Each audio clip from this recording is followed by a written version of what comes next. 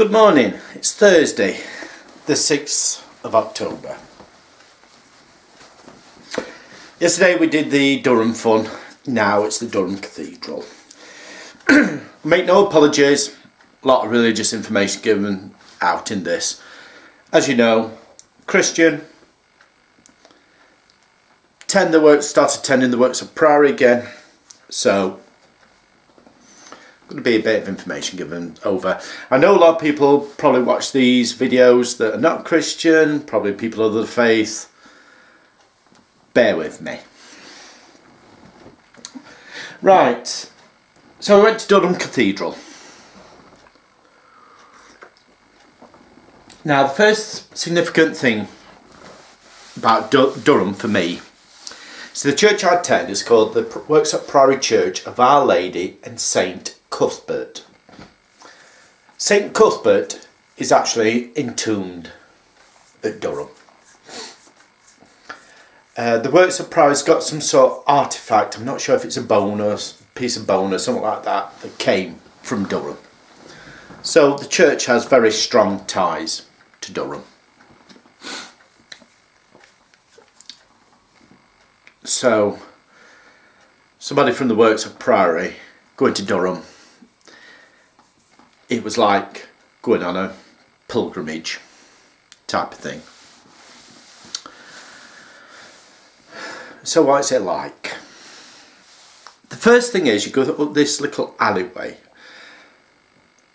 You'll see the pictures from the outside the hotel, you can see it, but once you get into town centre you can't really see the cathedral until you come up this little alleyway and you go around the top and there it is in front of you.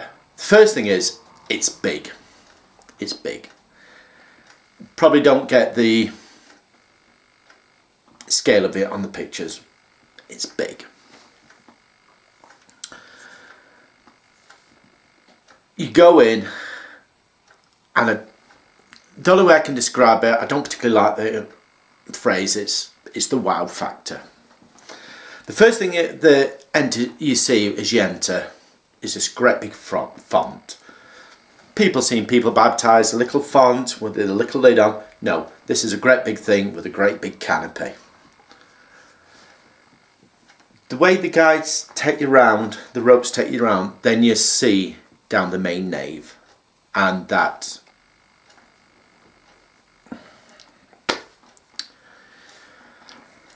you see down to the main altar. Now the tomb of St Cuthbert is actually behind the main altar, and when you go to it you expect to see this lavish, ornate, decorated, lots of gold, probably. Basically it's just a slab. There's a painting above looking down, but the tomb itself is just basically a slab. It just looks like a gravestone. Now you heard me talk when Joe was here and he did look a bit perplexed when I said emotional. And this is where I get onto about the emotions. That when I say emotions, I don't mean we both burst out in tears, you know, weeping in our hearts. It's that lump in the throat, that feeling inside. It's what I describe, that this is a place that you can see the divine hand of God has touched the earth. I think Joe described it as one of the premier religious sites in the world. To me, it's the divine hand of God has touched the earth. We did attend services there. We definitely went morning prayers, communion, evensong, then the following day morning prayers. The Monday, I can't remember if we attended the evensong. I'll be honest, I can't remember. I don't know if we did or if we didn't. But during the day, you saw the last video where we're in the pub and Joe said we're going about to go to worship, and we were actually going up to communion. I didn't know, and I'll be honest, I didn't know. As you're looking down to the main altar, there's a chapel behind you. And the Venerable Bede. Bede is entombed there. I've just left a piece of paper over there with a bit of information. I'm not going to give a lot of information. I'm going to put a couple of links in the description. So if you want to read a bit more about St Cuthbert and Venerable Bede, you can do this. You can do that. Right, St Cuthbert, born 634 to 687. He was a monk, a bishop, and a hermit. There was two traditions at that time in religious worship. There was what was called the Irish tradition and the Roman tradition. St Cuthbert was a supporter of the Irish tradition. You know, the Celtic crosses and stuff like that. We'll come on to him in a bit. On the ribbon was St Wilfrid. He was supporter of the Roman tradition, and there was actually a bit of a, not a fight, but a bit of a verbal barge between them at Ripon, but we'll come on to that later. His other associations were with Lindisfarne and some of the monasteries around there.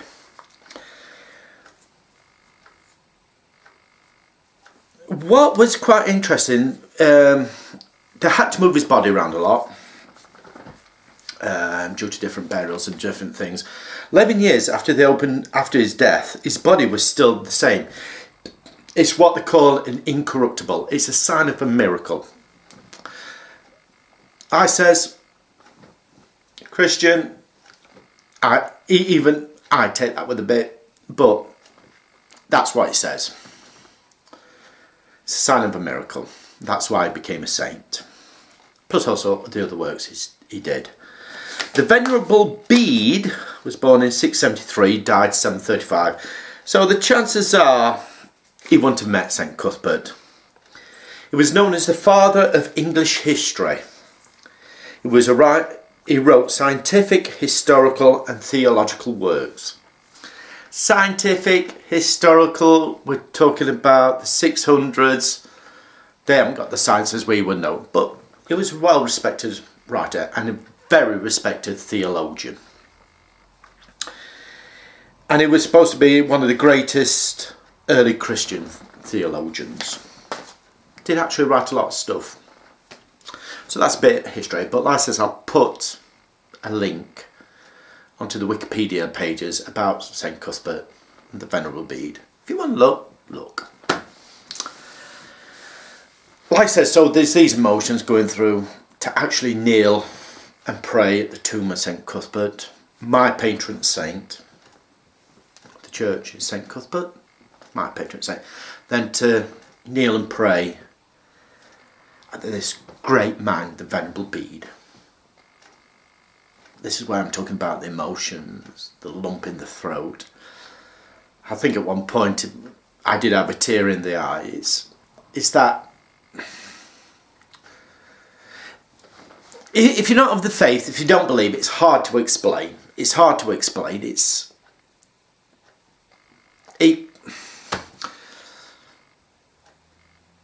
the feeling inside you. That's the only way I can describe it. As you went out on opposite the main entrance, there was an entrance, and there's still got the cloister areas. You'll see pictures of that, the cloister areas. Obviously the rooms are now used for education and stuff like that, but that's where the monks used to sleep and stuff like that. There's one interesting thing. They do have a replica of the Durham Cathedral, and you will see it, and it's all made out of Lego bricks. Somebody must have spent months doing this. A true sign of devotion. It's you'll see the video. You'll see the picture and you'll see the video. It's brilliant. The only thing I would say is you do need a permit to photograph in there, and if you want to photograph, you do have to apply in writing beforehand. You can't get on the day. Seems a bit ridiculous because they've got this like information desk there that they could sell them there. They've got a gift shop. You could sell them. I'll come on to the gift shop in a bit, but a gift shop that you can buy there. You can't. You've got to apply in writing. To me, that is stupid. It's ridiculous. that people go in there who don't know you have to do this, they've lost out.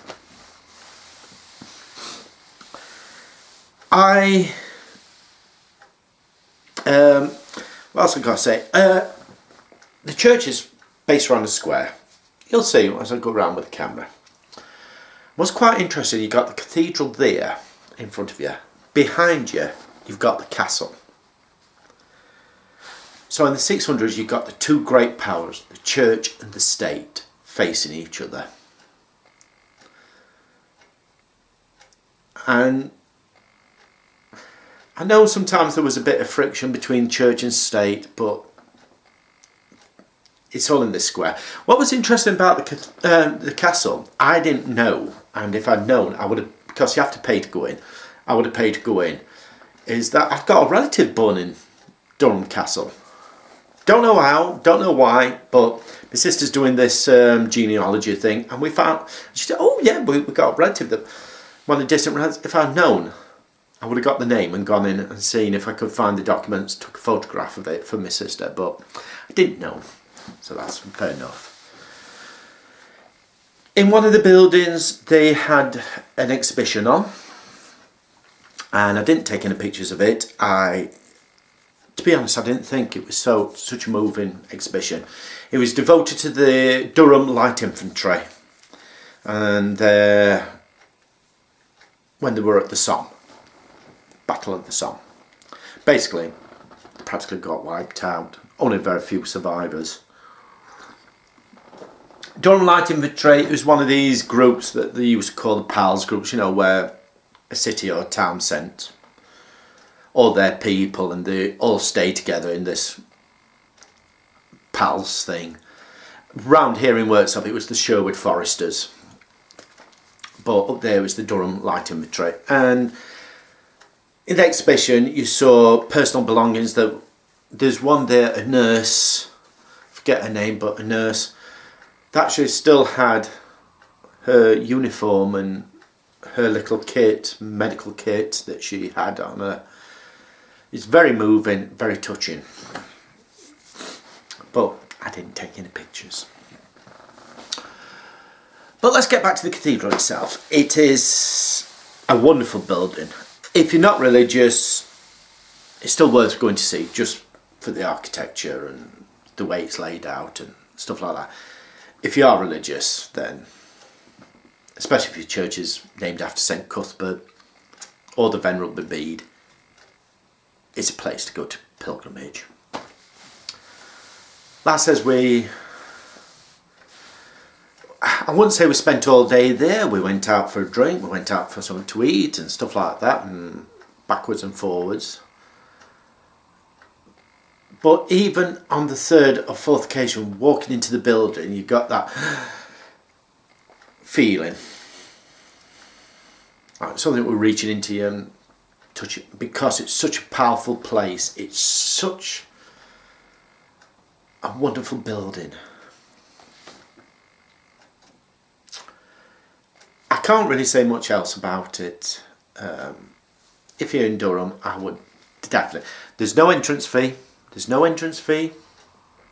One thing I will say, it is a working church. They do have services. So obviously if you go and you're not religious and service go on, just be a bit respectful. If you are religious, then obviously join in the services.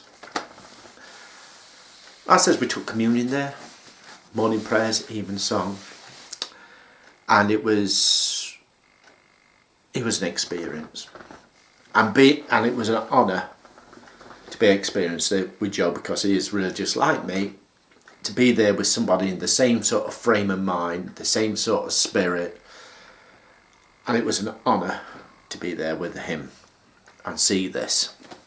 He has been there before, as you may guess, so to be there with him, it was can't explain it.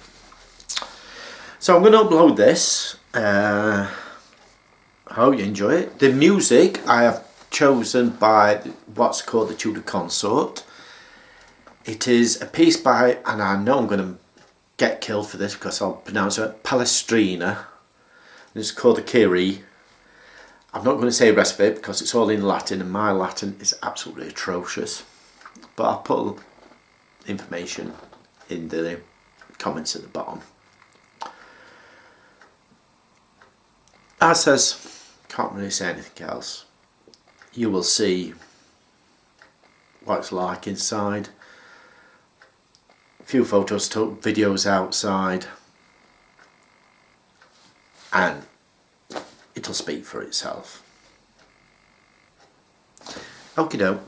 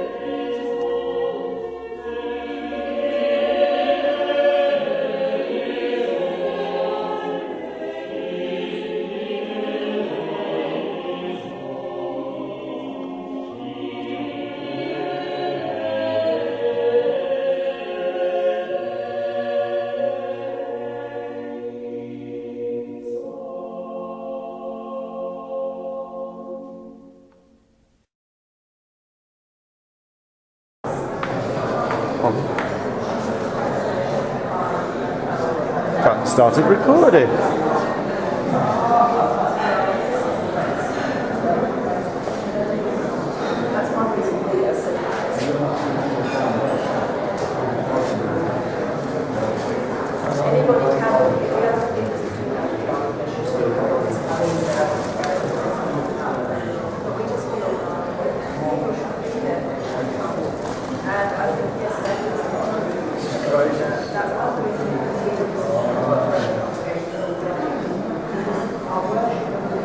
Don't know how many of you guys have Legos, but if you had a Lego set, this is what's possible with it. Ain't it terrific? All made out of Lego bricks. Absolutely brilliant.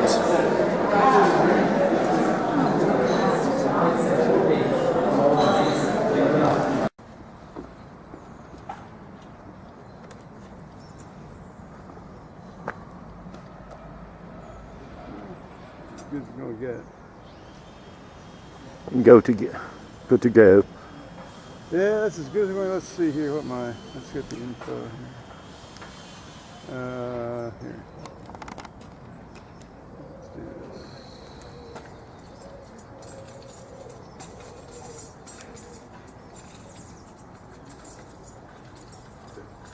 And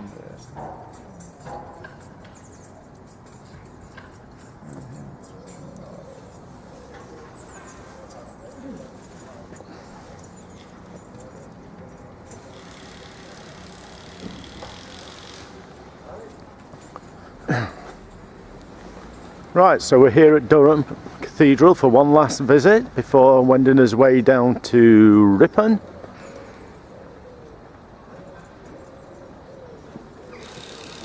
Been an awe-inspiring couple of days. First selfie stick of the trip. First selfie stick of the trip. Oh, I see, yeah. We got a selfie stick. No, there was them yesterday that well, them lasses had. Oh, did she have a selfie stick? Yeah. Yeah, she did. Yeah, and I took it off and did a proper photo for her. Oh, yeah.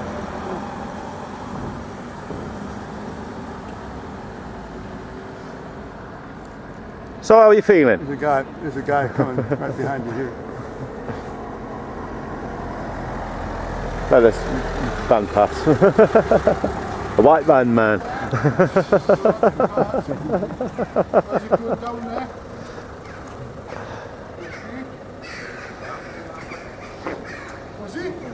Is he black? I think this is good, folks.